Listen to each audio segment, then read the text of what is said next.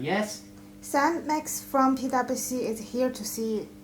Excellent. Send him in. And could you get us coffees, please? Sure.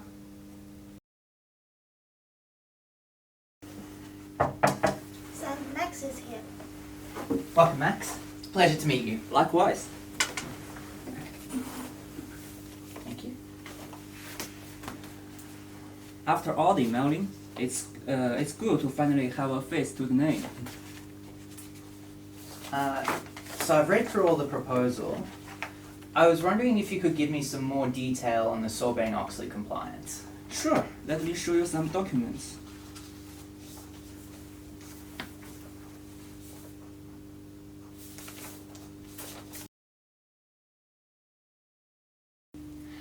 So every year, completing the audit of our financial statements becomes a big song and dance. Since we're listed on both the ASX and the New York Stock Exchange, the Americans have all these regulations we have to comply with, called Sarbanes-Oxley. Mostly it means that we need to use one of the big four, PwC, to complete our audits. It also keeps the investors happy.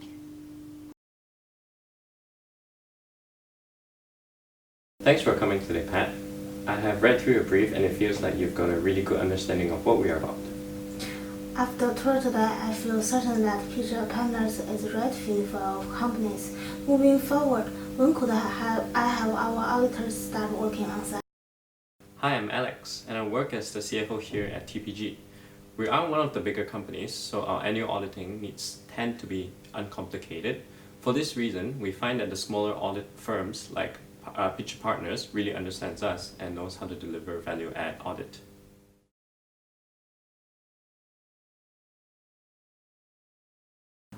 My name is Elliot, and I work as a superannuation fund manager.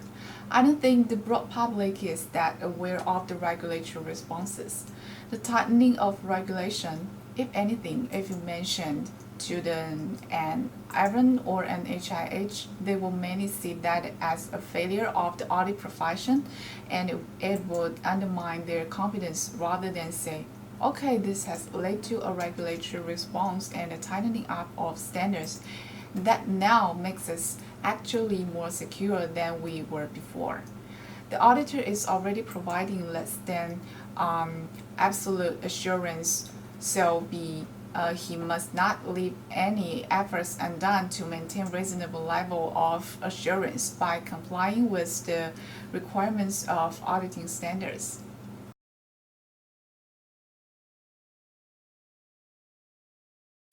My name is Francis, and I'm a student.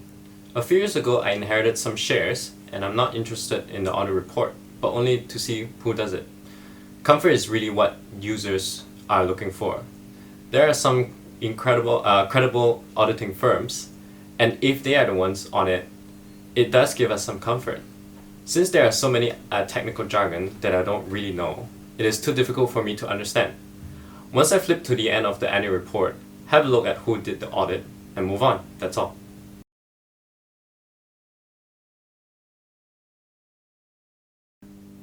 We find that there is a huge expectation gap between regulators and auditors.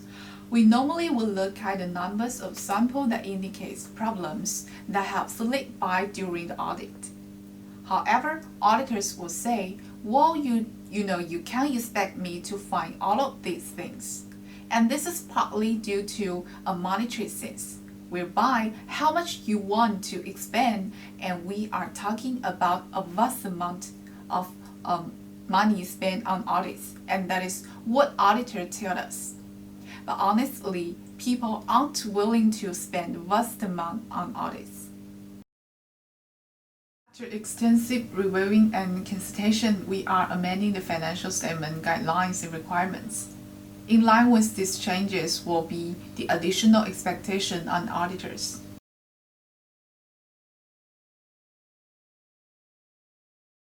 The auditors want to achieve it in the most cost-effective, least wasteful way for them, and the regulators are trying to push them down a different path. If an auditor stands inconsistent or fail to clearly communicate the auditor's responsibility, it will increase the cost and make the work inefficient. The regulator should be specifying what's the outcome that they need, so that we can do our best to achieve that outcome.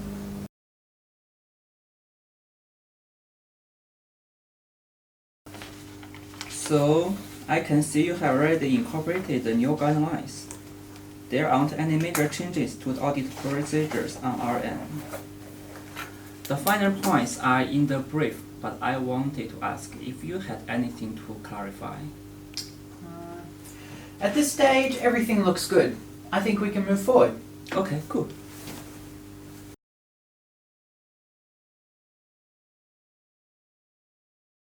Thank you for coming today again, Pat. Please take a seat. So with the new guidelines, the audit process this year will need to be substantially different. I'm only just starting to get my head around the details, and we've actually sourced some consultants to help us with the implementation of the guideline.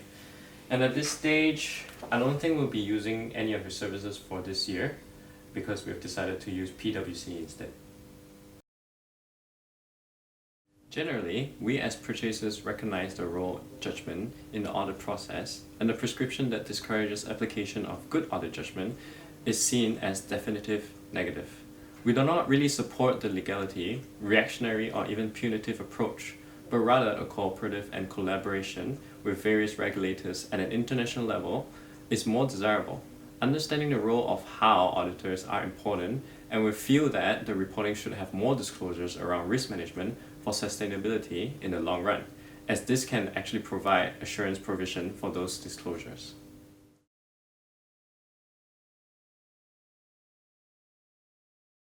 So this year's report have taught me 3 things. The reports get bigger every year. I'm getting a bigger dividend, and now audits are better because they're all done by PwC.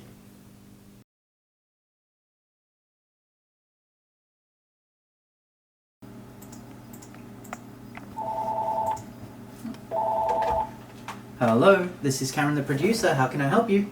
Hi, Cameron. My name is Jamie, and I just had a few questions about SOX, an expectation gap. Sure, what did you want to know? The Australia regulations really so similar to the USA regulations? There are some fundamental differences between the two countries and their approach to regulation. The USA is very rules-based and highly prescriptive, but here in Australia we use a principles framework and are generally less prescriptive at specific requirements. That sounds reasonable. I didn't seem like the CFOs or the investors really cared. We found this isn't the case. It's not that they don't care, more that they are very sympathetic to auditors.